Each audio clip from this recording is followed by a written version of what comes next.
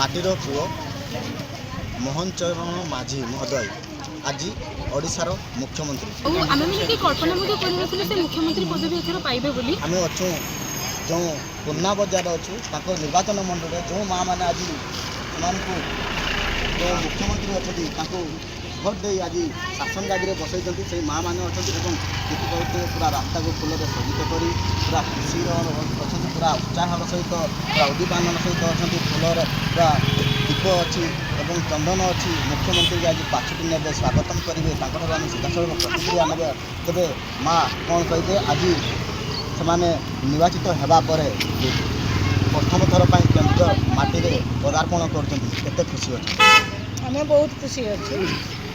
ଯେହେତୁ ସେ ବିଧାୟକରୁ ମୁଖ୍ୟମନ୍ତ୍ରୀ ହେଇଛନ୍ତି, ଆମେ ବି ଜଣେ ଜଣେ ସବୁ କର୍ମୀ ଅଛୁ, ପୂର୍ବରୁ ବି କାମ କରୁଥିଲୁ ମିଳିମିଶିକି। ବର୍ତ୍ତମାନ ଆମେ ଏତେ ଖୁସି ଯେ ସେଟା ଆଉ କଳ୍ପନା କରିହେବନି।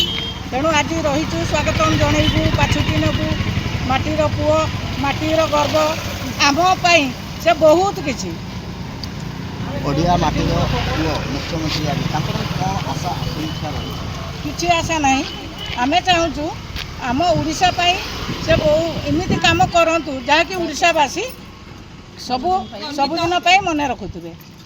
ଆମ ପାଖରେ ଆଉ ଜଣେ ମାଆ ଅଛନ୍ତି, ସେ ମାଆଙ୍କ ଠାରୁ ମଧ୍ୟ ଆମେ ପ୍ରତିକ୍ରିୟା ନେବା। ସେ ମାଆ କେତେ ଖୁସି ଅଛନ୍ତି ଆଜି ଓଡ଼ିଆ ମାଟିର ପୁଅ ମୁଖ୍ୟମନ୍ତ୍ରୀ ମାନ୍ୟବର ମୋହନ ଚରଣ ମାଝୀ ମହୋଦୟ ଆଜି କେନ୍ଦୁଝରରେ ପଦାର୍ପଣ କରିଛନ୍ତି। କିଛି ସମୟ ପରେ ଆପଣ ତାକୁ ଦେଖିବେ, ସେଟା ସବୁ କ'ଣ କହିବେ?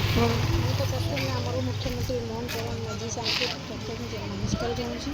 ସେ ଚାରିଥର ବିଦାୟ ହେଇକି ଆଜି ପ୍ରଥମ ଥର ପାଇଁ ଆମର ଓଡ଼ିଶାର ମୁଖ୍ୟମନ୍ତ୍ରୀ ହେଉଛନ୍ତି।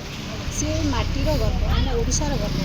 ସିଏ ଏକ ଗରିବ ପରିବାରରୁ ଆସିଛନ୍ତି। ସେ ଲୋକଙ୍କର ଜନଜୀବନକୁ ବହୁତ ଭଲ ଭାବରେ ଜାଣିଛନ୍ତି। ତ ଆମେ ଆଶା କରୁଛୁ ସିଏ ଆଜି ମୁଖ୍ୟମନ୍ତ୍ରୀ ହେଲା ପରେ ସେ ଲୋକମାନଙ୍କର ସମସ୍ତ କିଛି ସୁବିଧା ଅସୁବିଧା ଭଲ ଭାବରେ ବୁଝିପାରିବେ। ଲୋକଙ୍କର ମଧ୍ୟ କିଛି ଉନ୍ନତି ହୋଇପାରିବ। ଯେହେତୁ ସେ ଆମ କେନ୍ଦୁଝର ମାଟିର ଜଣେ ଲୋଭ ଓଡ଼ିଶା, ଆମେ ତାଙ୍କୁ ବହୁତ ସମ୍ମାନ। ଆମ ପାଖରେ ଆଉ ଜଣେ ମାଆ ଅଛି। ତେବେ ମାଆ କ'ଣ କହିବେ? ଆଜି ମୁଖ୍ୟମନ୍ତ୍ରୀ ଆସୁଛନ୍ତି, ପୂର୍ବରୁ ମୁଖ୍ୟମନ୍ତ୍ରୀ ଦେଖିଥିବେ ଯାହା ଓଡ଼ିଆ ଟୋଟାଲ ସମ୍ପୂର୍ଣ୍ଣ କହିପାରୁନଥିଲେ, ଆଜିକା ମୁଖ୍ୟମନ୍ତ୍ରୀ ପୁରା ଓଡ଼ିଆ ସମ୍ପୂର୍ଣ୍ଣ କହିଛନ୍ତି। ପୂର୍ବରୁ ମୁଖ୍ୟମନ୍ତ୍ରୀ ଆପଣ କଥା ବୁଝିବେ, କେତେ ଖୁସି ଅଛନ୍ତି? କ'ଣ ବହୁତ ଖୁସି। ଆମ ମାଟିର ପୁଅ ସିଏ, ବହୁତ ଆମେ ଗର୍ବିତ ଅଛୁ। ମୋହନ ଭାଇକୁ କେତେ ଆମେ ପ୍ରଶଂସା କରୁଛୁ ସବୁବେଳେ ପାଇଁ, ସବୁ ଅପେକ୍ଷା କରୁଛୁ ଦେଖିବା ପାଇଁ। ଆପଣ କେବେ ଭାବିଥିଲେ ମୋହନ ଭାଇ ବା ମୋହନ ଚରଣ ମାଝୀ ମହୋଦୟ ମୁଖ୍ୟମନ୍ତ୍ରୀ ପଦରେ ବସିବେ? ସେ ଇଏରେ ଥିଲେ ସିଏ। ଆଜି ଯେତେବେଳେ ମୁଖ୍ୟମନ୍ତ୍ରୀ ଆସିବେ କ'ଣ କହିବେ ଆପଣ?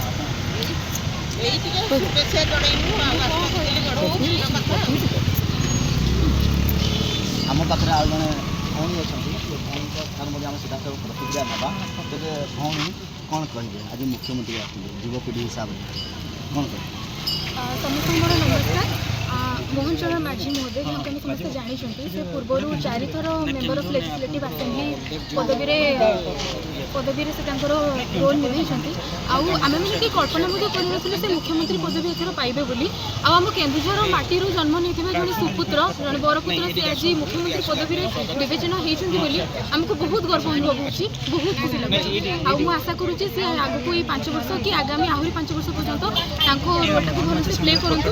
ଆଉ ଲୋକମାନେ ତାଙ୍କୁ ଆଶୀର୍ବାଦ ଦିଅନ୍ତୁ ଯେମିତି ସେ ଥରକ ପରେ ଥରକ ପୁଣି ଆଉ ଥରେ ମୁଖ୍ୟମନ୍ତ୍ରୀ ହେଇପାରିବେ।